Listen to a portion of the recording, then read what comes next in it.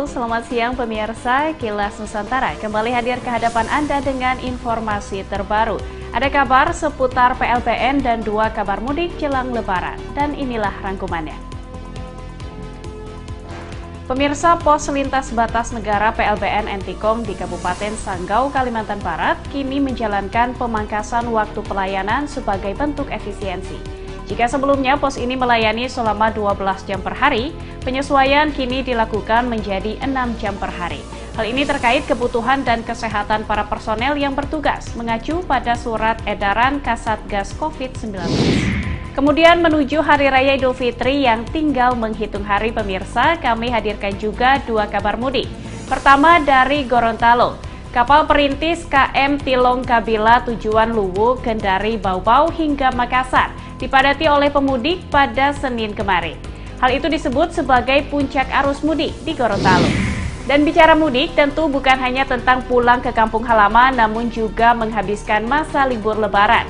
Kondisi ini digunakan oleh Kemenparekraf untuk mempromosikan dan menyiapkan sebanyak 3.500 desa wisata.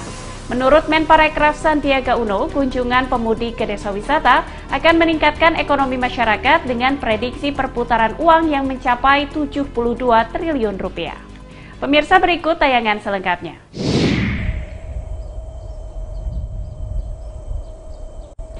Kantor Pos Lintas Batas Negara Entikong, Kabupaten Sanggau, Kalimantan Barat, yang berada di bawah naungan Badan Nasional Pengelola Perbatasan Kementerian Dalam Negeri, melakukan efisiensi waktu pelayanan bagi para pelaku perjalanan luar negeri dari 12 jam menjadi 6 jam.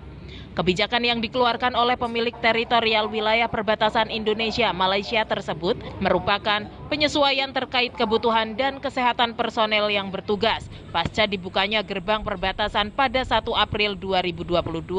Administrator Pos Lintas Batas Negara Entikong, Victorius Dunan, Senin 25 April mengatakan, tindakan yang menjadi garis dasar rencana pelaksanaan aturan efisiensi waktu pelayanan tersebut mengacu pada surat edaran Kasatgas COVID-19 nomor 17 tahun 2022 tentang protokol kesehatan perjalanan luar negeri di masa pandemi. Kita lakukan efisiensi waktu dari tadinya pelayanan 12 jam menjadi 6 jam. Karena apa? Untuk menjaga kebugaran dan kesehatan bagi petugas pelayanan yang melakukan kegiatan atau pelayanan di PLBN Entikong dari jam 8 pagi sampai jam 14 siang atau jam 2 siang. Warga negara asing yang ingin masuk ke Indonesia wajib memenuhi ketentuan lain sebagaimana surat edaran Satgas Penanganan COVID-19 yang terakhir nomor 17 tahun 2022.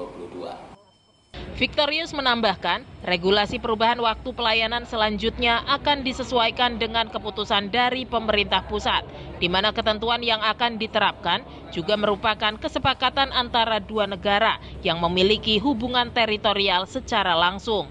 Dari Kabupaten Sanggau, Kalimantan Barat, Indra Budi Santoso, Kantor Berita Antara mewartakan.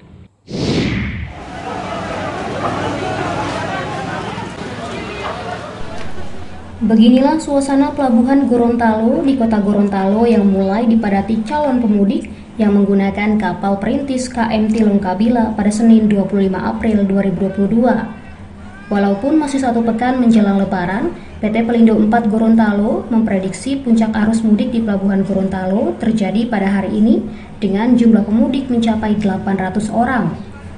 Hal itu disebabkan hari ini menjadi jadwal keberangkatan kapal perintis dengan ukuran besar seperti KM Tilong Kabila sebelum Hari Raya Idul Fitri 1443 Hijriah.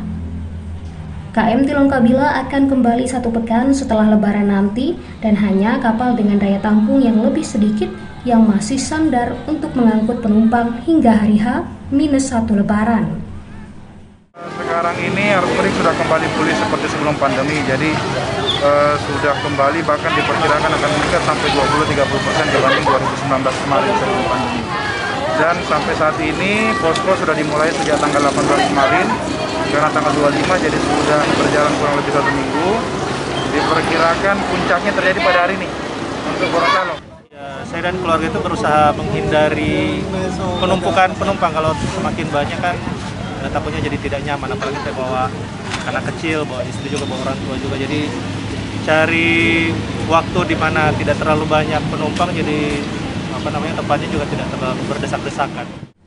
Setiap penumpang yang berangkat harus memenuhi syarat perjalanan, diantaranya sudah divaksinasi COVID-19 dan menggunakan aplikasi Peduli Lindungi serta mematuhi protokol kesehatan.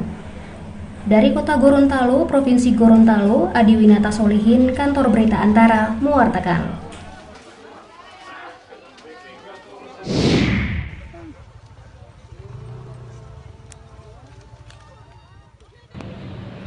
Pemerintah memperkirakan jumlah mereka yang akan melaksanakan mudik lebaran tahun ini mencapai 80 juta orang, di mana dari jumlah itu 60% ada di Pulau Jawa dan sisanya di luar Jawa.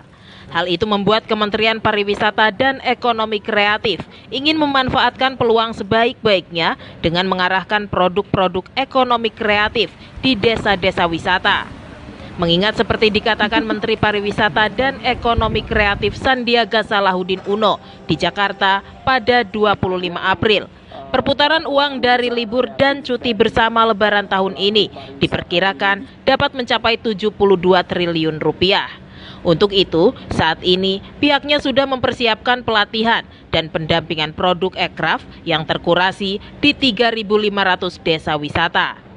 Untuk memecah kemacetan mudik, pihaknya, kata mantan Wakil Gubernur DKI Jakarta tersebut, menawarkan alternatif destinasi wisata dan sentra ekraf yang sudah siap menyambut para pemudik. Untuk itu pihaknya akan berkoordinasi dengan Kementerian Perhubungan di jalur selatan, utara, dan alternatif, di mana ada destinasi unggulan yang bisa dinikmati pemudik sehingga tidak terjebak kemacetan. Jika dikemas dengan asyik, insya Allah ini akan menjadi destinasi yang unik. Berarti harus ada homestay, harus ada atraksinya yang baik, tentunya kesiapan CHSE dan protokol kesehatan. Ini sejalan dengan program kita Anugerah Desa Wisata Indonesia 2022. Sandi berharap dari perkiraan 80 juta orang pemudik, 60% diantaranya akan melakukan kegiatan wisata lebih lanjut. Karena walaupun desa-desa wisata yang ada masih dalam kategori rintisan, namun mereka sudah bisa menerima dalam kapasitas tertentu dengan fasilitas rumah tinggal, fasilitas ekraf, sentra UMKM, hingga penyediaan toilet yang memadai. Dengan harapan bisa membantu mendorong kebangkitan hingga memulihkan ekonomi yang dalam 2 tahun terakhir diterpa pandemi COVID-19. Dari Jakarta, Fajar Ilham, Kantor Berita Antara, mewartakan.